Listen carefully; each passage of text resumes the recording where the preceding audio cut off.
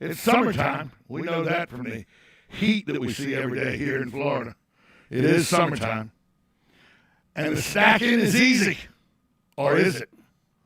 Whether it's a picnic, camping, hiking, or you just take that road trip that we all like to do, everybody knows snacks are a must. I mean, I go with pistachios and crackers and yogurt sometime and the little Lunchable snacks you can buy over the counter at the grocery store.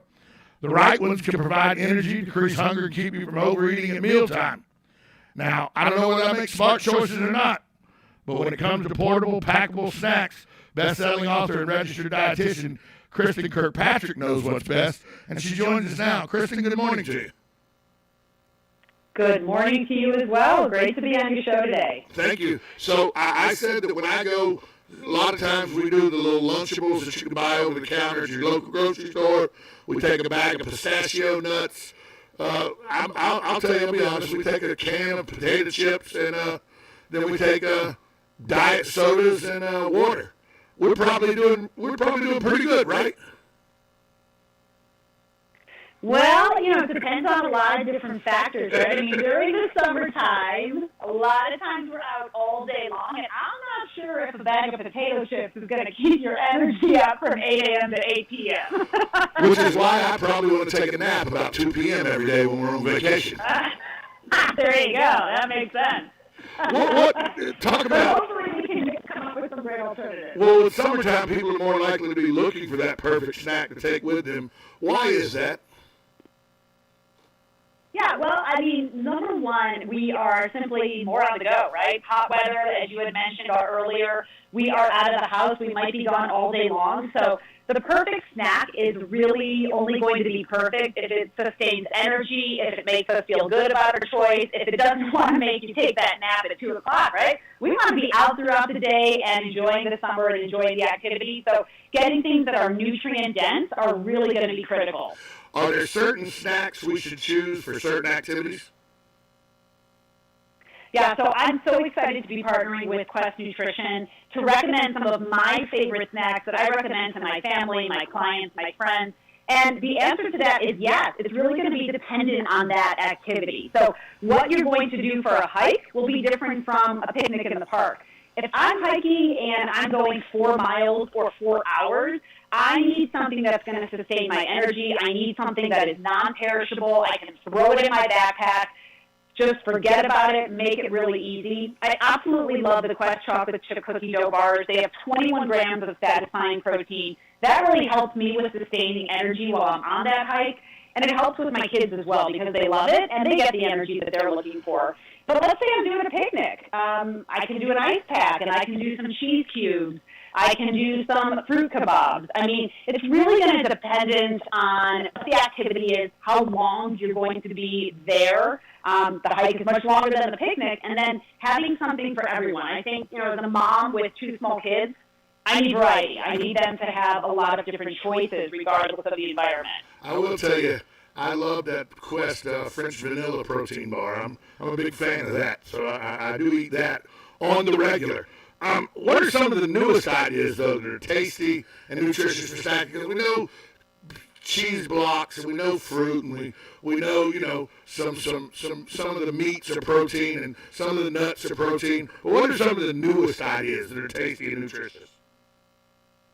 Yeah, so I love looking at things that have color. I think a lot of times we don't think about color, but color really implies nutrient density, a lot of phytonutrients, and a lot of benefits to health. So I look at things like different colored berries, different colored apples, getting 5 colors. Like I tell my kids every day, I want you to get 5 colors in today. And obviously, these are colors that are going to come from plants. So tricolor peppers with some hummus. Those are all great options that you can have. One of my favorite newest ideas, though, are the new Hero bars.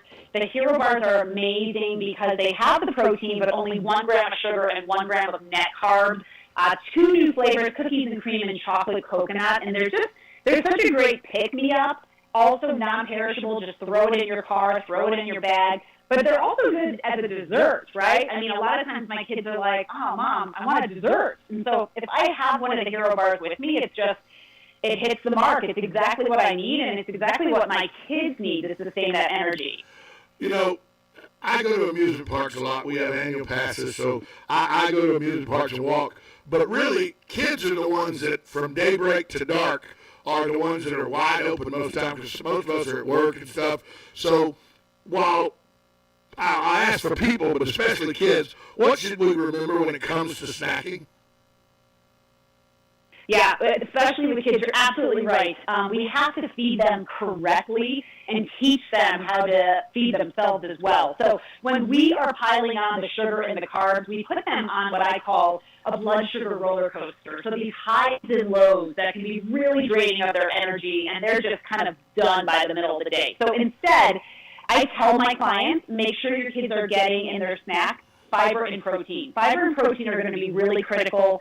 The sugar, the high carb, really detrimental to their energy and their health, but the fiber and protein kind of sustains their energy. So they can be running around all day. They can go to that amusement park, and they can really enjoy themselves and not get into that really slump where they're just exhausted and they want to go home. What are some of the ways to get that fiber and protein into them, though, without them saying, oh, I don't like the way that tastes. Oh, I don't want to eat that. What are some of the alternatives that you can give your children they'll be happy to eat, and it gives them the fiber and protein? Yeah. Yeah, such a great comment there. I've definitely heard that come out of one of my kids' mouths more than once, right? So finding an alternative that is more close to something that they're craving, like a candy bar, is really key. So I love the candy bites right now that Quest has. I mean, they are awesome because they're portion controlled, they're individually wrapped, fudgy brownie with almonds or gooey caramel with peanuts, and they really are that alternative, right? Like, it's like I'm basically giving you fiber, but I'm not going to tell you I'm giving you fiber, and you're still going to get it. So that's a really great option because, again, we're getting some protein, we're not getting the carbs, we're not getting the sugar, but they can have what they are envisioning in as a candy bar, right? Okay, mom's giving me a candy bar, that's awesome. I have found in my 20 years of being a dietitian that when you tell someone have something, then they don't want it. So if you tell your kid, well, you need to have more fiber, well, guess what? They're not going to want that. So giving them things that they love really works. And I have to tell you, like, just all the things that I've mentioned today, those are things that adults can have that, like, it doesn't have to be like, oh, gosh, I have to get so much more fiber. You get it, and you get the fiber in it, and that's such a great benefit. My problem is I have an amazingly big sweet tooth, and it's very difficult for me to find things that will take it away. But these bites you're talking about sound like they may help me with my sweet tooth. Let me ask you this final question before we find out where people can find out information. You always hear you eat a good breakfast, a sensible lunch, sensible dinner, snack. How many times a day are we talking about when we're talking about an active day? How many times a day should we snack? Or is that something that just depends on what we're doing? Yeah, I really think we need to do a better job in listening to our body and listening to our cues, right? So snacking is like, you can't just be, okay, there's a snack sitting there, there's potato chips sitting there, so because it's there, I'm going to eat it. We need to listen to the cues of our body telling us, hey, we're a little bit low on energy, we need to have a snack. And so that's going to be variable, really. I mean, I might have someone who's having 6 small snacks a day, or maybe someone just has 1 snack, or maybe someone doesn't have any snacks and they just have meals. So it really is about not just snacking just to snack. It's about looking at this perception of, okay, my body is sending me a message that I need to fuel, and I'm going to choose something that's right. And if I have a craving for something that's not necessarily healthy, I'm going to choose an alternative to that craving that makes me feel good about that choice. We're talking with Kristin Kirkpatrick. She's a nutritionist that's helping us have a better, smarter, snackable summer. Kristin, if people want to find out more information, where can they go? Yeah, they can go to questnutrition.com or their local retailers to satisfy their cravings without the sugar. I'm going to go to quest.com because I need to satisfy my sweet tooth cravings, and I don't need to eat granular sugar to do it. So I appreciate the tips, and I appreciate you being here today. Thanks, Kristin. Absolutely. Thank you. It was a pleasure. Yeah, believe me, my sweet tooth says I got to go find something that Kristin just talked about at the Quest website or something. Coming up next, the County Commission, they make their bi-weekly drop by on 1370 AM, 96.3 FM, WOCA, The Source. Broadcasting from the Ocala International Airport, this is WOCA AM, W242CA FM, Ocala, 1370 AM, 96.3 FM, The Source. How chicken coop dust could be harmful to your health. That's coming up on This Land of Ours. House Democrats Thursday approved Whether a at your local $715 billion partisan infrastructure bill. The significant difference between the chambers is that the Senate bill has provisions to help cover the cost of their framework. The House is leaving out those details for another time.